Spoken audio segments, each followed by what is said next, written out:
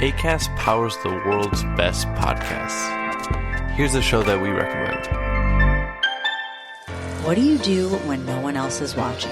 What do you do that makes you happy for no reason at all?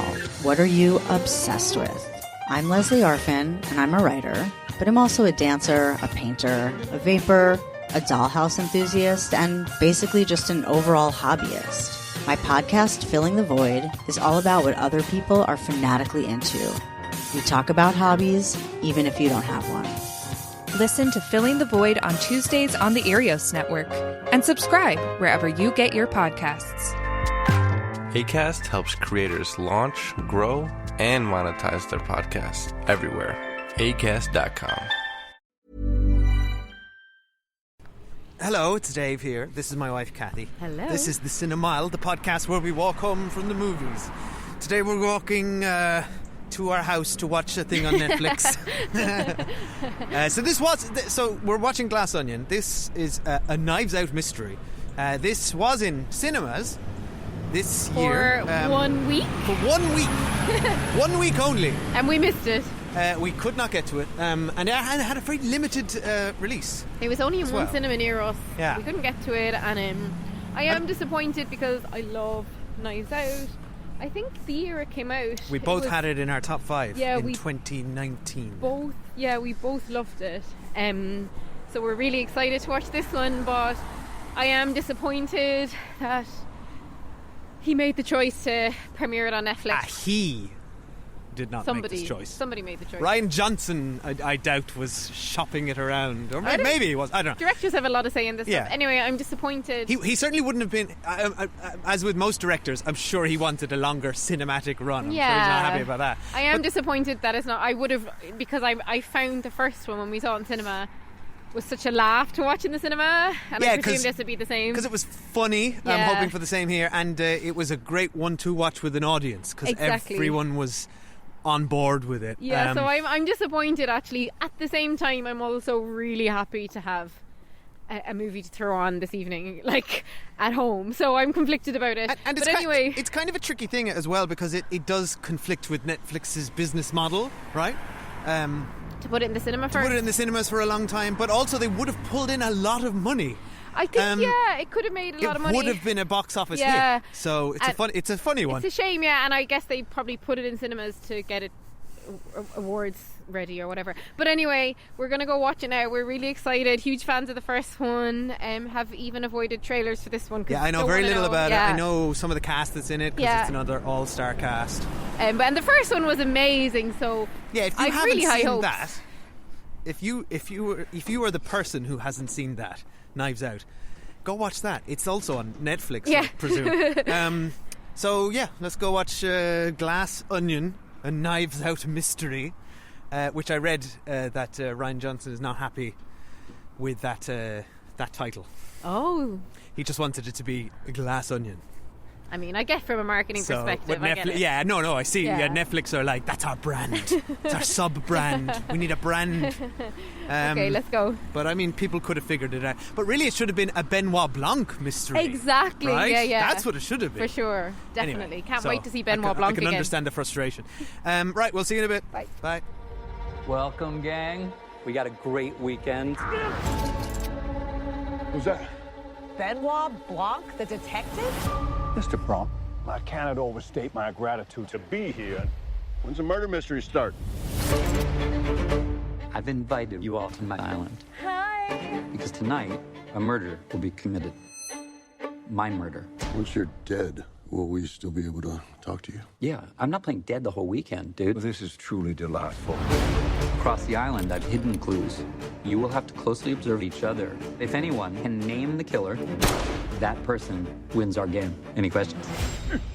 Halle Berry, that has a kick. Oh my God. What happened? Holy Ladies and gentlemen, there's been a murder, and the killer is in plain sight.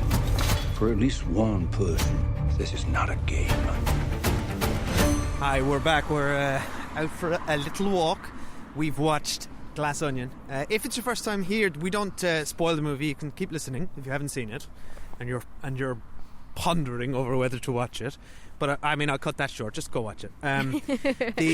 No spoilers, but we will spoil the movie later on Spoiler Street. So, Kathy, what are your feelings on? I mean, I know I was sitting next to you. But tell them what your feelings usually are. we kind of don't know what the other one thought because we're in the cinema. But obviously, when you're watching it at home, sometimes you get a sense of what the person next to you is feeling at the cinema from loud sighs. I tend to sigh a lot if I'm not enjoying something at the cinema. But we were chatting through this and having loads of fun speculating, and really, really, really enjoyed it. Yeah, we paused. There was a lot of animated pausing and guessing, finger wagging, and pointing. But no, that doesn't make sense because what if this one?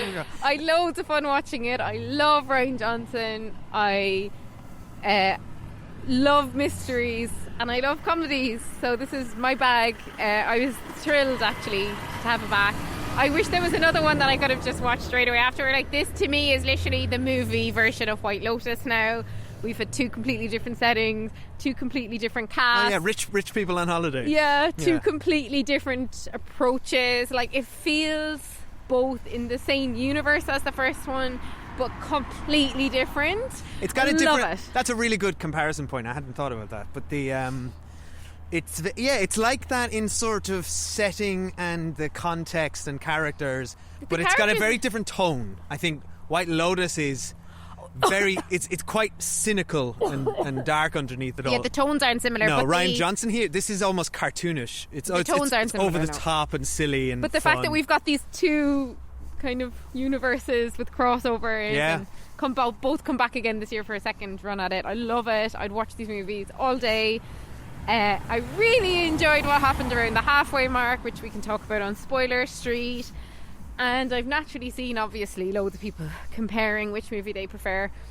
I can't say, and a bit like with White Lotus, I'm not really going to try and compare which one I like more because they're in season 1 versus season 2, because I think they're just really different, and I'm just glad that I've seen 2 of them, and I would like to rewatch the first one, actually, because I haven't seen it in a long time. But this was really fun. I think what's interesting about it as well is it's obviously very much like a parody and a piss take of rich people, and I also think some of the, when we were watching it, some of the kind of clues and mystery elements were really obvious and really visible. So I think that's fun too, because it's also you're just like, about what was why is he lingering on that exact prop? And it's I like, think, that feels significant. I think you could see, like one of my friends texted me that she saw the killer. She saw what the killer did. Like, it was all on screen. Yeah. And I think that's really fun. That actually often doesn't happen in mysteries. So I love how he's playing with it. Yeah, anyway, you can piece it together. Yeah, what about you? I had a great time. It's a lot of fun. I laughed out loud a lot. I thought it was really funny. I thought the mystery was satisfying. It's interesting. I was texting my friend Joe Kiley, a listener to this podcast, and he's been on a few times. And he wasn't a fan of this, and I kind of asked, why didn't it gel with you? And he said, look, the characters were too I'm sorry, I'll butcher your quote here, Joe, but they were over the top or outlandish or one-dimensional. And I agree with him. I think that's a fair point. But to me, that's a feature, not a bug. I think, do you know what I mean? I don't mind that, yeah. I think that's they're deliberately cartoonish. Well, They're when you think of Clue, the traditional game, like you had, it's Mrs. Peacock. They are caricatures. They are defined by one characteristic, really. Yeah. And you get and these actors who play them all, Dave Bautista, Kate Hudson, they're having a lot of fun. They're being given carte blanche to just be hammered up and be silly and over the top, and to me that was very enjoyable, and I'm okay with that. I don't come and I think now that we've seen 2 of these movies, these, I'm going to call them Benoit Blanc mysteries, I don't care what Netflix wants me to say. I feel like he has now established, and I know you spoke about the similarities or the differences between the 2, but there's an established format, I think, and a tone that I think is solidified, and I will expect from future Benoit Blanc mysteries, and that is that is one of them. A collection of outlandish characters, an over the top setting. I think rich people seems to be very common here, but also sort of that something big happens at the halfway mark, which adjusts your expectations or perception of the whole thing. And Benoit Blanc himself, I think, is a very interesting and love him. Great detective, really. Daniel Craig. I think we said this when we watched Knives Out. It's so great to see Daniel Craig just having a laugh for someone who was so miserable as James Bond for so long. He really hated being James Bond. He hated being James Bond. The movies were dour. Yeah. Now we did enjoy the last one, but it's just great to see it. I think everyone's here is having a good time. I had a good time. I'm sorry, and we'll get to it in spoilers, but there's some phenomenal cameos in this movie as well. But I do want to shout out who I think stole the whole film, and she actually stole it away from him even, is Janelle Monáe. I don't think I've seen her in anything before. This is the Ana de Armas role, really, right? I don't even think there's to be honest, I don't think there's a direct comparison, but she's the, I guess, the female opposite the male in terms of screen time, for sure. Yeah. She's unreal, and loved watching her, and I've since found out she's a singer, and now I need to go and listen to all her music. She was very good. She was so good, and I just think he does so well on screen, platonically with women. I've never found him particularly good as a romantic lead in any of the Bond stuff. Yeah. So I think he does really well as actually more like the father figure. I feel like he's an actor who's grown into his age very well, and I really hope that he continues to make these movies, and they better make one a year. That's all I have to say. If it's Netflix, you can make one a year. Do it. I guess maybe. Don't make us wait I'm this not long. sure what the production history is on this. I guess it was delayed due to the pandemic. The other thing I wanted to say, it is set during the pandemic. Yeah, it's actually. I was saying today as we were watching it, there's so few films that actually acknowledge it, have the pandemic as a setting. Yeah. So, in a way, I know people don't want to see the pandemic on screen because we're all sick of it. But I liked that as a setting because I think it added a certain layer of tension and desperation to everyone. I don't know if I necessarily agree with that. I don't. I think it added very little. I think it is acknowledged at the beginning, and then very quickly through a absurd plot device is waved away. Yeah, and then it's never mentioned again. It kind of explains how you get everyone together, though. And the other bit that I thought was really fun. I don't think it added anything. I think it was added just layers around let's Kate acknowledge Hudson's it. character because she was the person who throws parties. So there was some fun stuff. Yeah, I mean, look, this is in the trailer where Kate Hudson.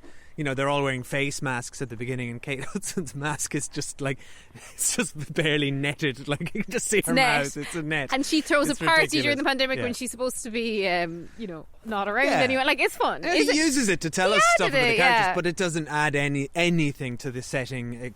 I disagree. I think it was completely superfluous. I liked it, and now we're going to get to Spoiler Street to talk about twists and turns and whodunit. So spoilers now. Strong spoiler warning for Knives Out. No, not for Knives Out. We're not going to spoil Knives Out. Spoilers for Glass Onion. Will you count backwards there from 3 to 1 so people have time to take their headphones out? Okay. Have you got your headphones out yet? Because here comes the 3, 2, 1. That was it. On 3. That was it. I've had it loads of time now. Okay.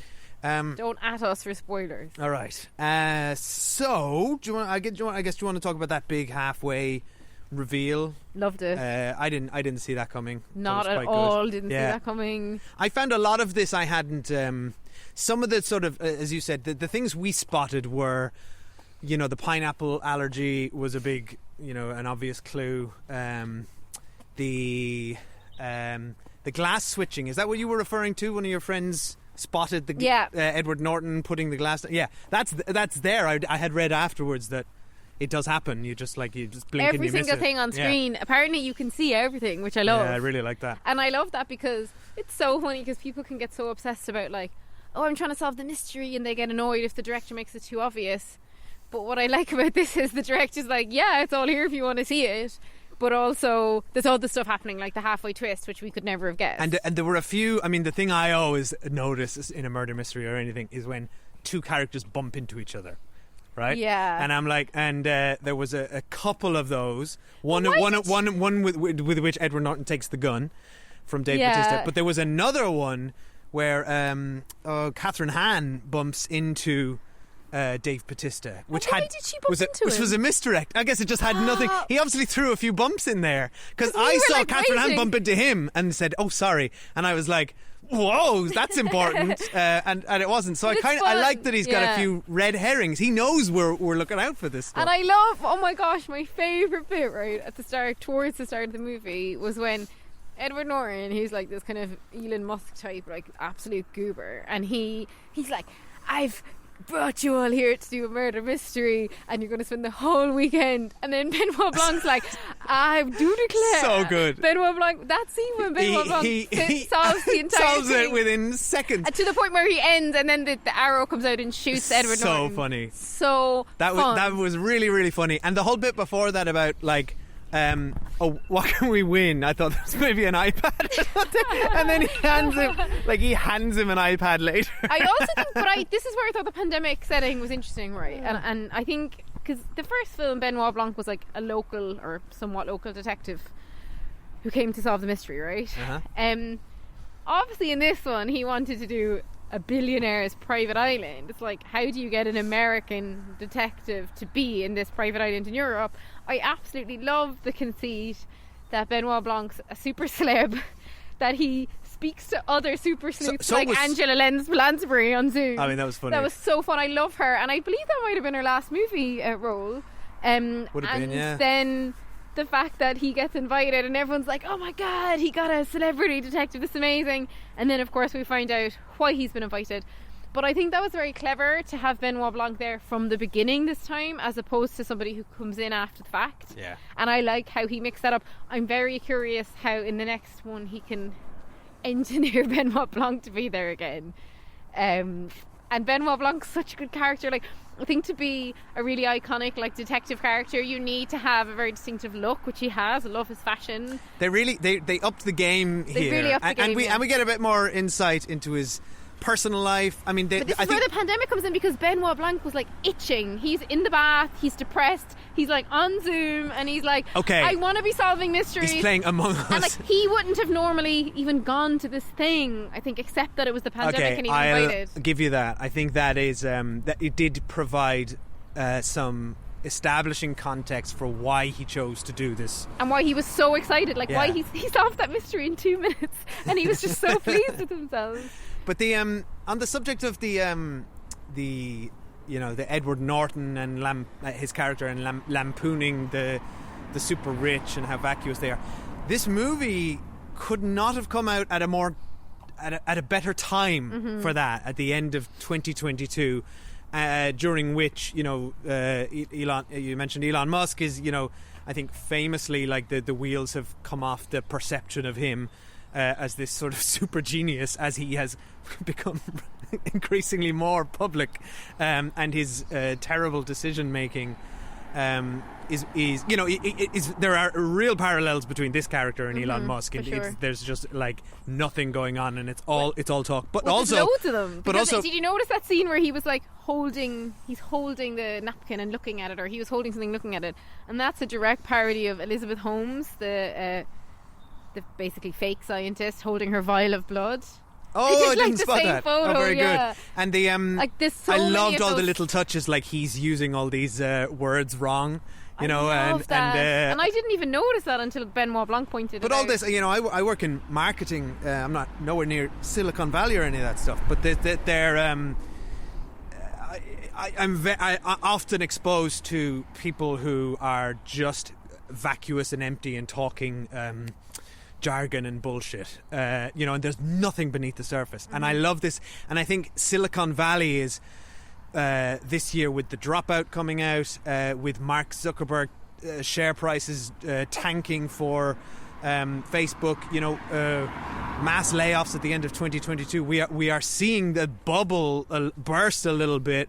And Netflix is another one. The Netflix themselves losing a massive amount of value, losing subscribers for the first time. Suddenly, we're realizing that these empires, these glass onions is such a good title. It's like they are hollow. There is nothing. They are all built up on perception and driven by ego and also and just people following them. And I love that idea of he's only as good as all the people around him, and this is the same with these companies. This, the investors and the shareholders. As soon as all that, as soon as a moment of confidence is gone, they had the power to destroy him in the courtroom, and they only decide to do it at the very end, after when it literally all goes up in smoke. And by the way, the Mona Lisa thing, the Mona Lisa thing is Absolutely, like chef's kiss, brilliant how that all fell into place.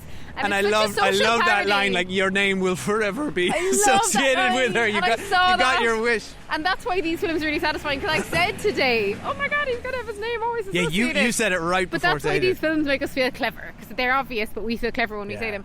But I do love they're obvious enough. Like there's enough. It's not, because I'm watching. Sometimes I watch stuff and I'm like, oh, this is like so obviously that, and it just is that, and it's boring. Do you know what I mean? This is why He had enough going movie on twist. that I was surprised, Yeah. and also, as you said, I also got that feeling of, oh, I figured it out. Yeah. And the social commentary around like influencer culture, I love with Kate Hudson, like the fact that she's like The sweatshop she's joke released was this very like good. brand of like leisure Yeah. wear, and then she didn't even know what a sweatshop is, and like she's like anti-Semitic on Twitter, and like she's vile and awful, and like this, she just has probably the best line in the movie when he's like, she's like all about free speech and I say whatever I think, and he's like, well, it's dangerous to conflate saying whatever you think with free thinking, whatever. I can't remember what he says. And then she's like, you think I'm dangerous? And I love how he solves the mystery where he's like, you planted that magazine with her on the cover. I think all the characters are really good and all the actors are really good. I don't quite know that the level of iconic actors is not the same as the first movie, though, which I find interesting. The first movie, you know, because you've got like Christopher Plummer and Jamie Lee Curtis and Don Johnson, they had like kind of legacy. Oh, yeah. Now I I see know what you mean. Yeah. what this film is doing is something different. But It's they're like social commentary. younger disruptors. And, Yeah, and all the disruptors stuff is so funny, because when people say someone's a disruptor, Disruptors, I I hate laugh that so much, phrase, yeah. and that's so Elizabeth Holmes and Theranos. Yeah. So I think the social commentary, I can see why some people may not like this movie, because in terms of the setting, the people are really annoying. But that is what so many modern influencers I just think are that's like. the point. Yeah, that's the point. Yeah. And they And are really Dave vacuous. Bautista is Joe Rogan. Yeah, right? And they're so vacuous, and they have such huge followings and so much money, and like we're the ones who give it to them because we bloody watch them on these stupid platforms. So yeah, I think the fact that he can layer that much social commentary into also what is a brilliant mystery and what is such a laugh, and that is, I think, fascinating to see. I think Daniel Craig's legacy, his most iconic role, is going to be this, not Bond. And yeah, Bond's the I'd biggest like role in the world. I'd like it to be. Yeah, so I love it. Yeah. Well, I think he's defining this character more than, you know, Bond. Like, what did he like? James Bond is bigger than Daniel Craig. Bond is just a man in a suit. And you can't really bring much to that besides, walking around in a tux and saying Bond, James Bond. Yeah. But Daniel Craig is very much defining Benoit Blanc and who he is, and the two are synonymous with each other in the way that, you know, David Suchet is one of the most iconic Poirots. And I think he's like a gay icon as well, because I think Branagh. his partner is Hugh Grant. Well, they're implying it. The implication, which they're I not love, coming as well. out and saying It's as kind much, of, but I think very what's heavily different implied. about this film compared to the first one, for sure, is that because we get all that stuff with Benoit Blanc at the beginning, the pandemic stuff, he's much less of a mystery than in the first one, where we kind of discovered him. So it's just different. And in the first one, he had like a partner. In this one, I guess in this one, he ends up having a partner. No, he didn't have a partner. There were two police but there was officers. another- He was that's what I mean. kind of working. Yeah, there was people there. But then in this one, he does end up having a partner. We just didn't realise until halfway through. Yeah. I love that mystery reveal of her showing up with the broken box. And I love when he said to Edward Norton, I thought it was a really good setup, well, someone sent me the box. Who was it? And they set up that like. It's a good setup, yeah. Who's involved him in? I do feel like Catherine Hahn and Kate. Oh my god, I've blanked on her name. Hudson, maybe like a bit underutilized. I was about to say. I think Kate Hudson got to do a bit. I felt Catherine Hahn didn't get to do a lot.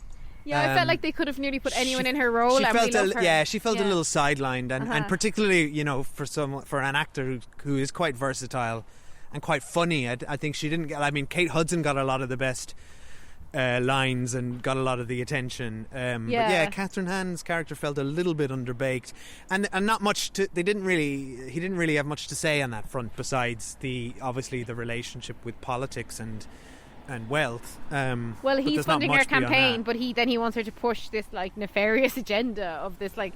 And it's that thing that so many politicians. That's all there is to that. But she's like, I just think it is a good commentary, and like politicians are always like, oh, I just need to get into power so that I can do good. But to get there along the way, I'll make deals with the devil. And it's like, you can't do both. And then I love the idea that she's snuck off to Europe in the middle of the pandemic when she shouldn't have been. When earlier on she's on the news being like, I'm homeschooling my kids. We're like all staying indoors. And that's why they were like, you can't be sunburned. When she was all sunburned, you can't go back and say you've been quarantining. You're covered in sunburn. So I just think I'd love to watch this and the other one again to kind of see all those little bits because they're great fun. But yeah, we definitely recommend it anyway. You shouldn't have been on Spoiler Street if you haven't seen it. It's one of the most fun movies of the year, and I'm just disappointed that it wasn't in cinema. There hasn't been a mixed reception to it, though. I've seen some people saying they're either. I think it's probably it's slightly sillier, I think, than the first one. Yeah. I don't know. But it's also our expectations are higher.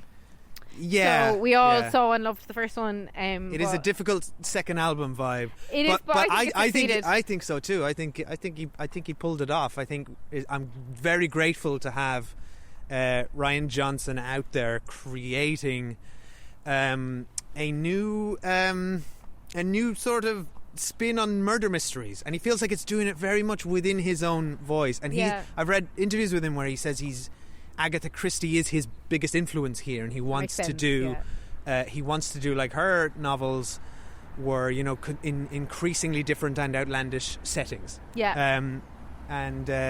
And look, long may it continue. I would be very much happy if we get another 10 years of this. It's so rare that these days that we get big hit movies that are an original premise and concept. Yeah. Like, it's so rare. So, Ryan, please bring the next one out in the cinemas properly, not for one weekend when everyone misses it. I think you need to call Netflix, not Ryan. And as long as it's with Netflix, I don't think that's going to happen. Anyway, thanks everyone for listening. Come follow us on socials, on Twitter, Instagram. We're on Letterboxd at The Cinemile. Come say hi, let us know what you thought about this movie, and head over to our Patreon where we do retro movie reviews every month and loads of TV reviews. It's patreon.com/The Cinemile. Yeah. Bye. Thanks for listening.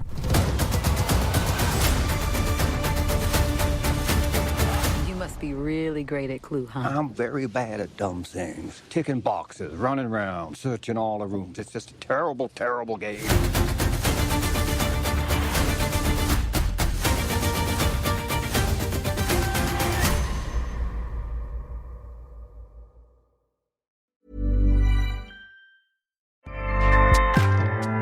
Acast powers the world's best podcasts.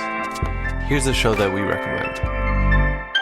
I'm Jessie Cruikshank, and I've always been told I have a face for podcasting. So I launched a podcast.